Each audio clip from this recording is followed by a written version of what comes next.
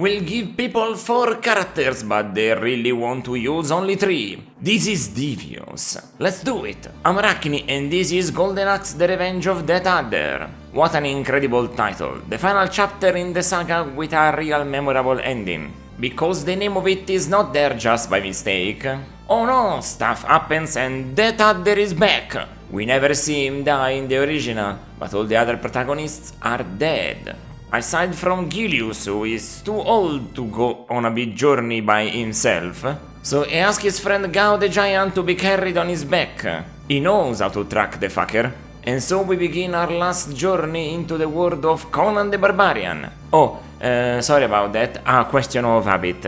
Gameplay-wise, it got changed in one of the major systems. No more magic tiers, but the possibility to accumulate it so you get more or less uses depending on the character. They all have a different amount of jars needed, so that should be a good indicator of their power. The rest of it is pretty similar to the first game. The major differences is that it controls better and that you have more movement and attack options, but I can't really summarize them because every one of the 4 characters the game offers you is so different that they will have moves and functions that are mostly unlike each other. The one thing that applies to everybody is that if you manage to pull a big combo, the enemies get tired. That exposes them to a second, more powerful combo that you'll perform automatically while they recover their breath. An amazing system that rewards not getting hit for a long time. Now, this is an arcade game that tries to make you better at it and gives you motivation for it. They really put a lot of effort in this, as you'll learn soon. So let's see these characters. The first one I played is Goa the Giant, the one carrying our legendary dwarf on his back. He's a tank, but not too slow. That's what I like to see.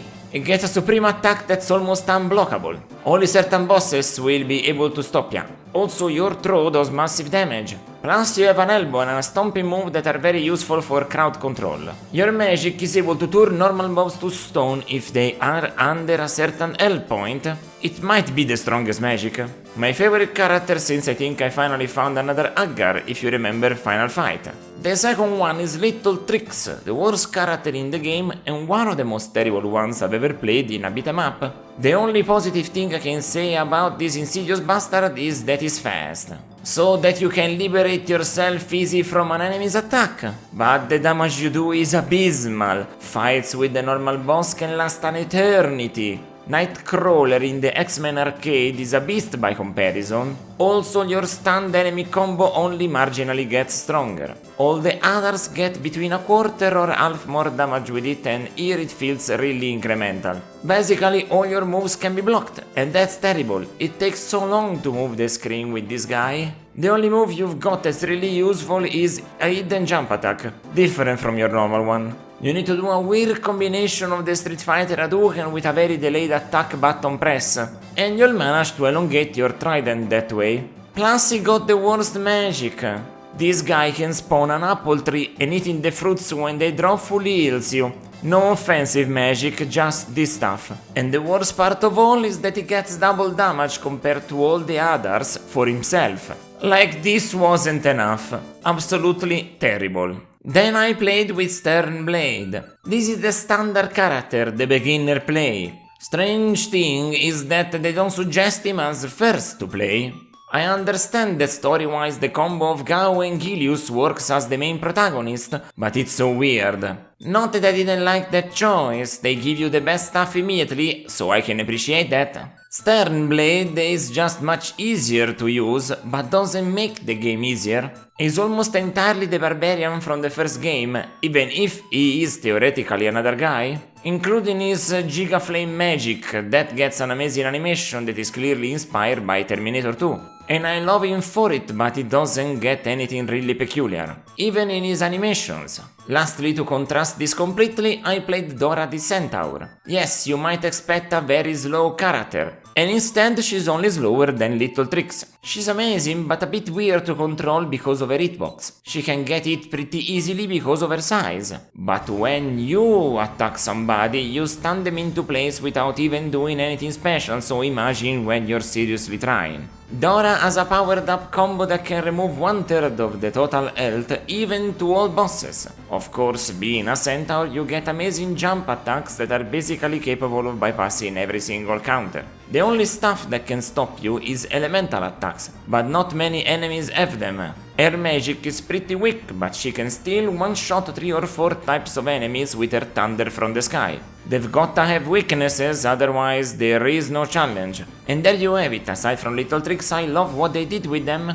Very user-dependent beat 'em up. The more you experiment, the easier it gets. They also expanded the amounts of mounts you can ride. They always leave you after falling from them 3 times. So if you manage to travel around, you can easily carry them with you for multiple levels, like I did. And another appreciated feature is the levels that split into multiple paths, like Golden Axe 3 did 1 year later, but without the ending being locked on a specific route you have to take. The ending is always guaranteed. What you have to do is just get there. Changing how you arrive at the end only nets you 2 alternative levels. But since an entire playthrough is 5 stages and they are pretty long, having 2 extras is an amazing boon. With 4 characters, I did perfectly split them into different directions. Not boring at all to play with all of them in a row, especially since the length of the stages allowed them to have multiple set pieces and mini bosses. Plus some interesting scenes where people are trying to give their power to that adder and you stop them in their tracks. With only 5 levels, no matter the road you take,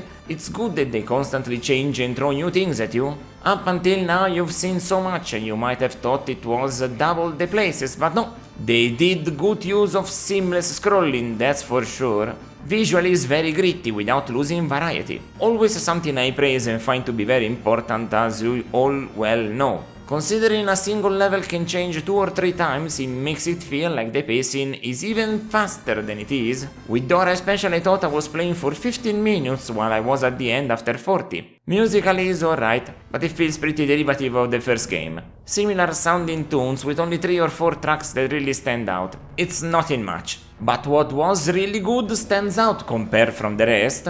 Unfortunately, there's not much else to say about it. It's just very Golden Axe. It has that sound without bringing anything new to the table. The entire soundtrack is just derivative. At the end of the day, this is an arcade game that is of a cut above most. That's why I consider Golden Axe The Revenge of Death Adder a 9 out of 10. Why not one of my favorites? Because of little tricks. I don't wanna see that type of character in a beat 'em up. Just never, thank you.